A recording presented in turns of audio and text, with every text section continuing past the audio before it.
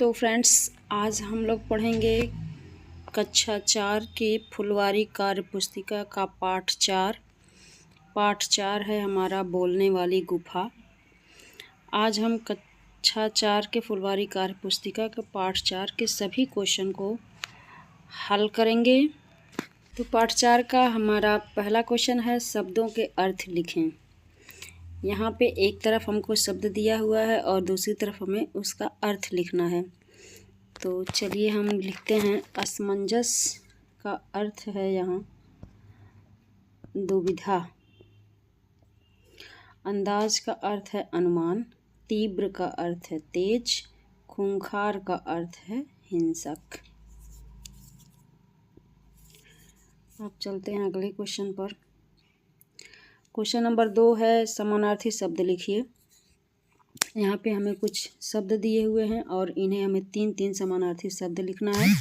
पहला शब्द है हमारा मुँह। मुँह का समानार्थी शब्द हमको 3 शब्द लिखना है। तो पहला हमने लिख लिया मुख, चेहरा और मुखड़ा।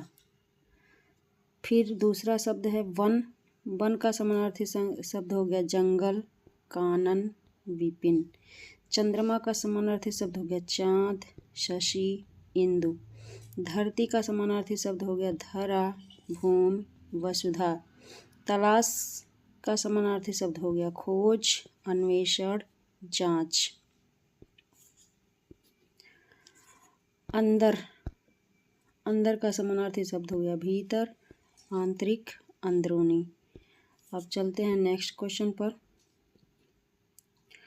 क्वेश्चन नंबर 3, सही कथन के सामने सही तथा गलत कथन के सामने गलत का निशान लगाएं।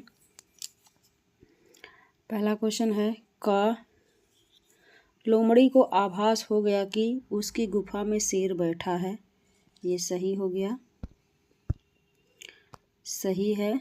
शेर शिकार की खोज में अपनी गुफा से बाहर निकला। ये भी सही है।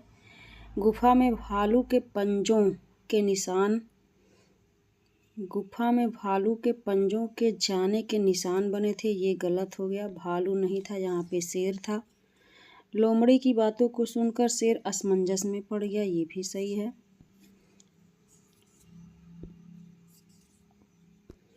अगला क्वेश्चन, क्वेश्चन नंबर 4, कहानी का सारांश अपने शब्दों में लिखिए।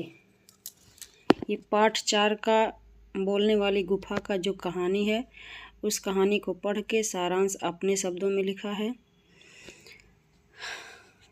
तो यहाँ लिखा गया है, एक जंगल में एक खूंखार शेर रहता था।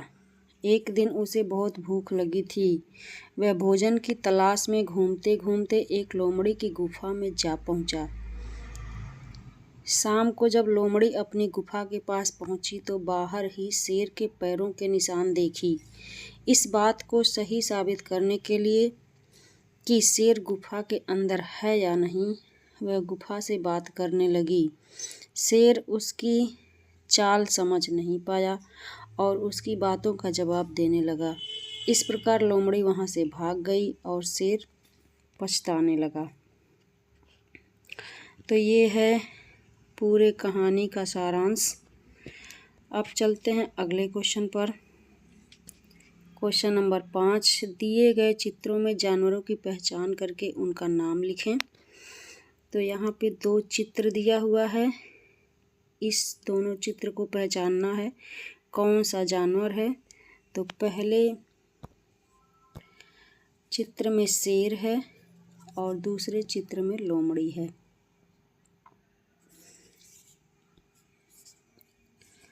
चलते हैं अब अगले क्वेश्चन पर। क्वेश्चन नंबर 6, नीचे दिए गए शब्दों में से सही शब्द को रेखांकित कर बॉक्स में लिखिए। सही शब्द, यहाँ पे 4 शब्द दिया हुआ। 4 शब्द में से कोई एक शब्द सही है और 3 शब्द गलत है। तो हमें सही शब्द को छांट करके लिखना है। तो सही शब्द पहले में हो गया हमारा ये, और यहाँ पे लिख दिया चिन्ह, दहाड़, दहाड़, दहाड़, डहार। इसमें दहाड़ शब्द सही है, यहाँ पे हमने लिख दिया दहाड़। रहस्य, रहस्य, रहस्य, रहस्य। रहस्य में ये शब्द सही है तो यहाँ पे रहस्य हो गया। असमंजस, असमंजस, असमंजस में ये शब्द सही है तो यहाँ पे हमने असमंजस लिख दिया। क्वेश्चन नंबर 7, पाठ में दी गई कहानी को पढ़कर प्रश्नों के उत्तर दें। जंगल के सभी जानवर किससे डरते थे? तो यहाँ पे क्वेश्चन पूछ रहा है जंगल के सभी जानवर किससे डरते थे? तो उत्तर है जंगल के सभी जानवर शेर से डरते थे। अगला क्वेश्चन, किस जानवर को अन्य जानवरों की अपेक्षा तीव्र बुद्धि का माना जाता है? तो इसका उत्तर है लोमड़ी को अन्य जानवरों की अपेक्षा तीव्र बुद्धि का माना जाता है। अगला क्वेश्चन है अपने घर के बड़ों से कोई कहानी सुनकर लिखें। खरगोश और शेर की कहानी। तो ये चैप्टर यहीं पर एंड होता है। मिलते हैं हम नेक्स्ट वीडियो नेक्स्ट चैप्टर के साथ। तो आप लोग इसको पढ़िए और एंजॉय करिए। Bye bye.